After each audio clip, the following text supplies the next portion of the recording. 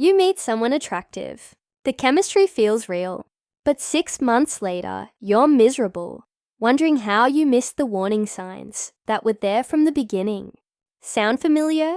Here's the truth most men learn too late. Not every attractive, interesting woman is actually good for you.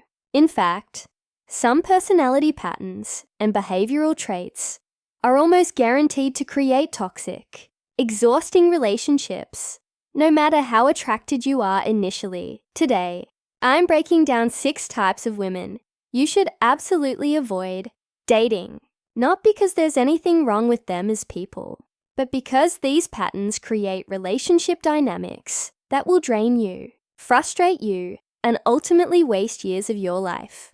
Red flag 1, the perpetual victim.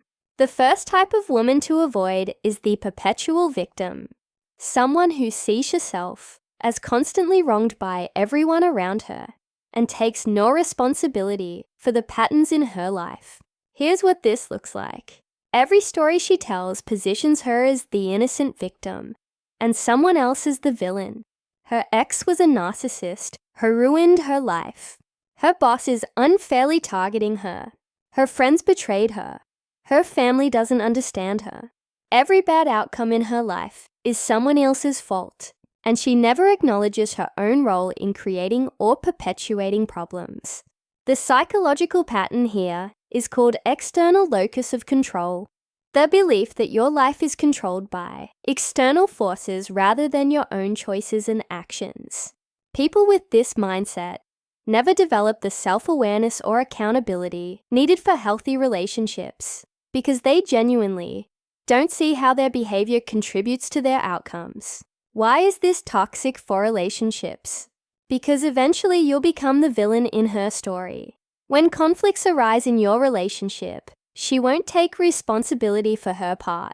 She won't work on changing her behavior because she doesn't believe her behavior is the problem. Every disagreement becomes about what you did wrong, never about what she could do differently. You'll find yourself constantly defending yourself against accusations, explaining your intentions, and trying to prove you're not the bad guy she's painting you as. It's exhausting and ultimately futile because her victim identity requires villains to maintain itself. Red flag 2, the validation addict. The second type to avoid is the validation addict, a woman whose self-worth is entirely dependent on constant external validation, particularly male attention. This manifests as constant need for attention, compliments, and proof that she's desired. Here's the pattern. She needs constant reassurance that you find her attractive. She fishes for compliments constantly. She posts provocative photos on social media and carefully monitors the responses. She keeps orbiters, other men who are clearly interested in her, maintaining contact for validation purposes. She flirts with other men, even when you're present to confirm she's still got it. The psychology behind this is deep insecurity masquerading as confidence. Despite appearing confident or even arrogant about her attractiveness, she genuinely doesn't believe in her own value without constant external confirmation. This creates an insatiable need for validation that no single person can ever fulfill. Why is this toxic? Because her need for validation will consistently override your relationship boundaries. She'll maintain inappropriate relationships with other men because she needs that attention. She'll make you compete for her attention with countless others. She'll create drama and jealousy situations to feel desired. And nothing you do will ever be enough because the hole she's trying to fill is internal. You'll exhaust yourself trying to make her feel secure and valued only to realize that no amount of love, attention, or commitment from you fills that void. Meanwhile, she's collecting validation from every possible source, creating constant conflict and insecurity in your relationship. Red flag 3, the constant drama creator. The third type to avoid is the drama creator, someone who seems to generate chaos and conflict wherever she goes. and actually appears energized by drama rather than exhausted by it. Here's the pattern. There's always a crisis, always conflict, always something dramatic happening in her life. She's fighting with friends, having issues at work, in conflict with family, or creating problems in your relationship. These specific issue changes, but the drama is constant. And when things are calm, she seems almost uncomfortable, like she needs to create conflict to feel alive. The psychology here is often related to what therapists call chaos addiction. Some people become so accustomed to high stress, high drama environments that calm, stable situations feel uncomfortable or boring. They unconsciously create drama to return, the familiar high stress state that feels normal to them. Red flag 4, the financially irresponsible. The fourth type to avoid is the financially irresponsible woman, someone who has no control over her finances and expects others to bail her out of consequences. Here's the pattern.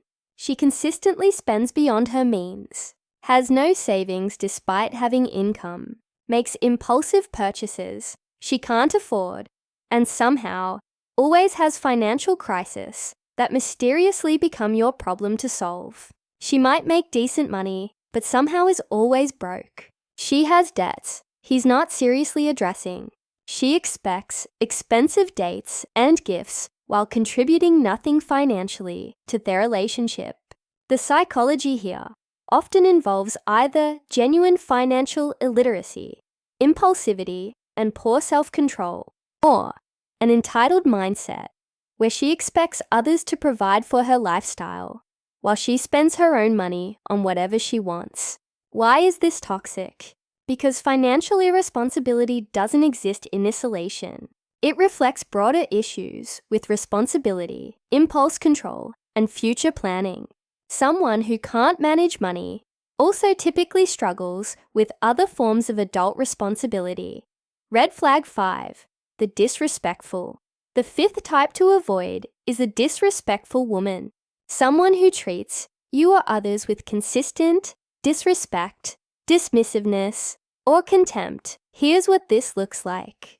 She regularly dismisses your thoughts or feelings, mocks you in front of others, talks down to you, interrupts you constantly, or shows contempt when you express vulnerability. She might be rude to service workers, disrespectful to your family or friends, or generally treat people as beneath her.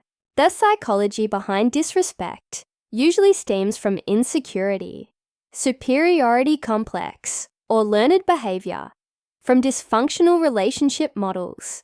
Some people use disrespect to maintain power or control in relationships. Others genuinely don't recognize their behavior as disrespectful because it's normal in their family or past relationships. Why is this toxic?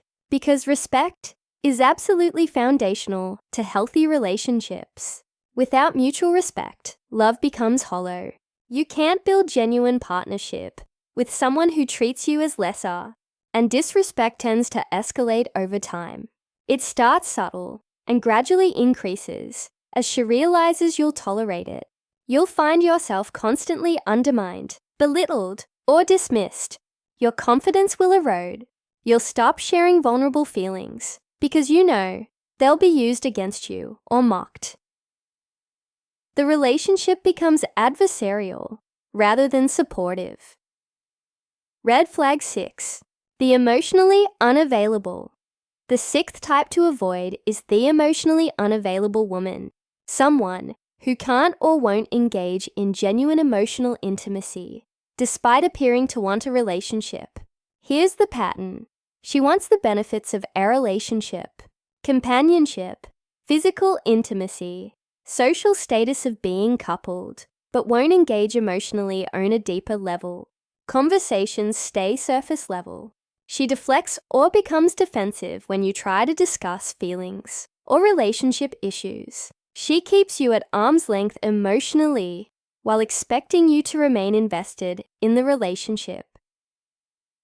The psychology behind emotional unavailability usually relates to past trauma, attachment issues, or fear of vulnerability.